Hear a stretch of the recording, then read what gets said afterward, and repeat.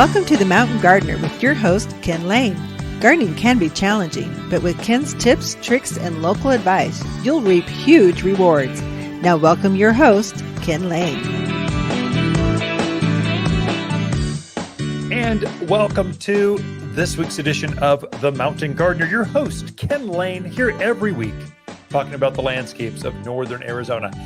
And we're into, it's autumn, so we're here. Fall is here. You're starting to see just a bit of color. In another couple, 2-3 weeks, it will be full on autumn. That's October. Really, it just gets nicer and nicer and nicer. I was talking to my son. He's a captain in the Army down in San Antonio, Fort Sam Houston. He's training to get his doctor of psychology. So he's down there, and I'm chatting with him the other night, enjoying the back patio, the fire out going on the deck, just kind of sipping a glass of wine, watching the sunset. And he's going, wow, I'm jealous. It's way too hot in Texas right now. So we do live in God's country up here. It is stellar up here. A couple things I'm noticing with my gardens that they're growing really fast right now. And there's moisture. And so that moisture with that really fast growth, some plants can get a little too leggy or too top heavy. So if they start to lean over and sag and they just look like they're more droopy than perky, it's super easy to change that. Never be afraid to cut on plants. The book says, the pruning book, you can prune 10% of the foliage mass off of your plants anytime you want to. You don't have to wait till midwinter or when it's dormant, or you can do it anytime you want. So if these plants are way too heavy, you just simply take your Russian sage. That's it. It's a purple, spiky, kind of up about hip high shrub. It's got blue to purple flowers on it. And it just gets so drunk with water. It's just like, I can't even take it anymore. It's just too much. This is a drought hardy plant. It doesn't need to drink that much water. If you simply give it a haircut, take 6-8 inches off, it will just go bling and perk right back up. That same effect goes for spireas, viburnums, anything that's got that droopy kind of feel to it. Don't be afraid, even right now, to give it a slight haircut. They just pop right back up, and they're so happy, and they'll bloom even more. And so don't feel like you're going to damage things. I would say that for tomatoes. Tomatoes, everyone's afraid to touch your tomatoes. I would say don't let tomatoes sucker. If they got runners going off to the side, there's certain vines on a tomato that produce more tomatoes. Keep those growing and don't let other side shoots sucker out and take energy away from those plants. Don't be afraid to give your tomatoes a haircut, to take off those spent flowers. I had quite a few, leaves on my zucchinis. Cucumbers are just they're looking like they're summer worn. So I just went through, and it took, 3 minutes, if that. Picked off all the spent, kind of broken, bruised, I don't know if I had a hail event or I've got some leaf damage, whatever. I picked off all the drying leaves, and what was left, I actually found a few more cucumbers. Just was it was a happy garden event. Cleaned them right up. Some of my plants they've stopped producing. So those are being yanked out right now. Whenever you get a chance, open up your gardens.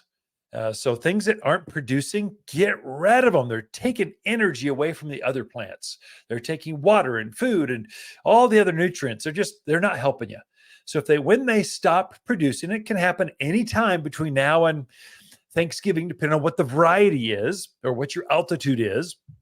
But when they're done, get rid of them. I've got alyssum, totally gave up. They're done.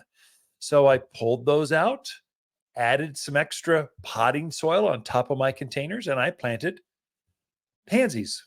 The fall and winter blooming things. There's a whole series of plants right now that are just stunning. They're even more beautiful than the spring plants. They're gorgeous, and they have more flowers. They're so happy. And as we cool down, they just bloom more and more and more. And so I'm trying to open up some spaces in my gardens to influence, to put some extra color back in.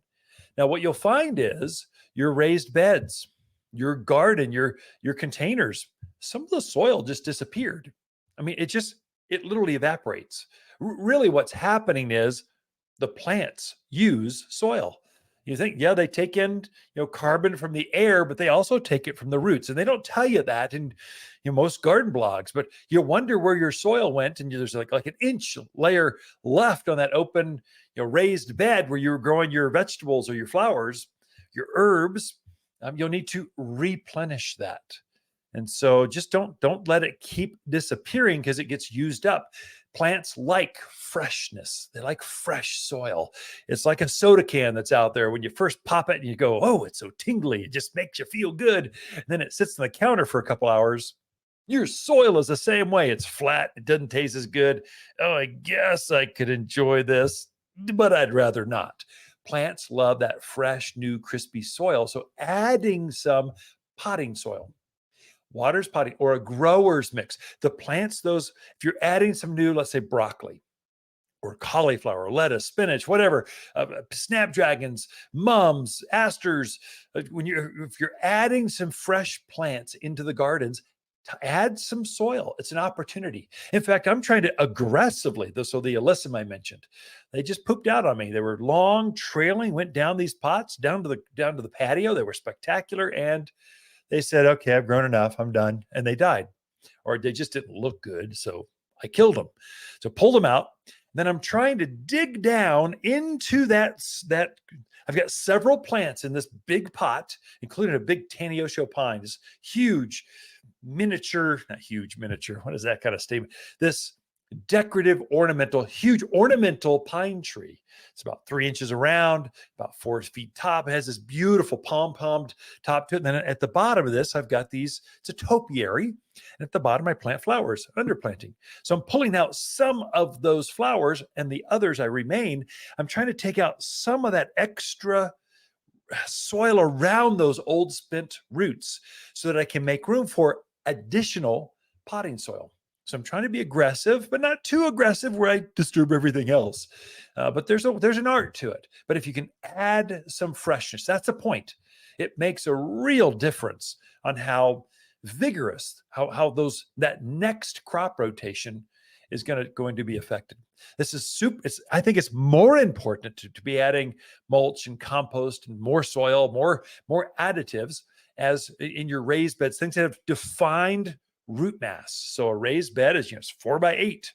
The soil just kind of gets old and disappears. You want to add some freshness to that. A container is even worse. So a big glazed cobalt blue pot.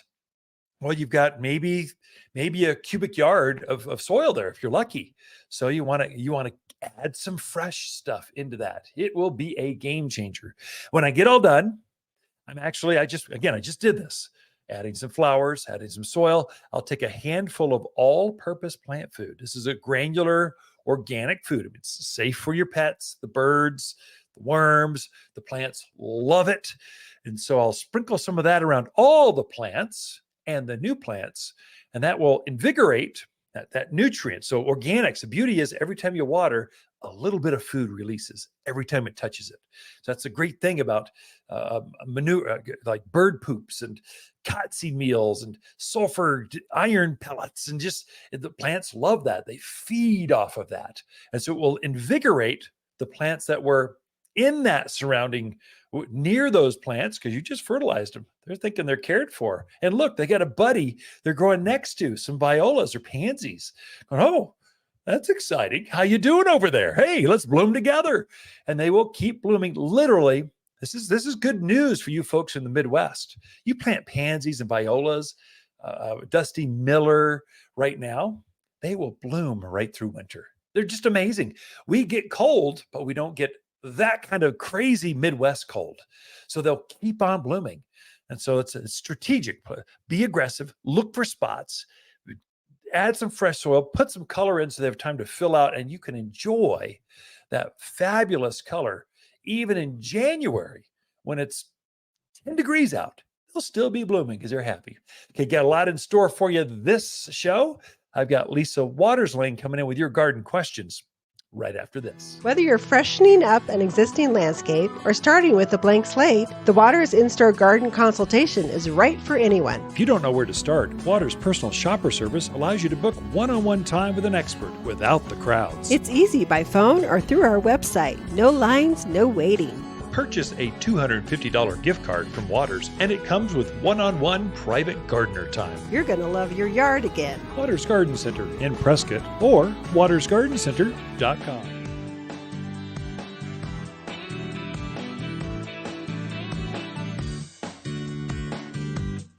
You've been listening to The Mountain Gardener with Ken Lain, owner of Watters Garden Center in Prescott. Join him every week for timely garden advice right for the gardens.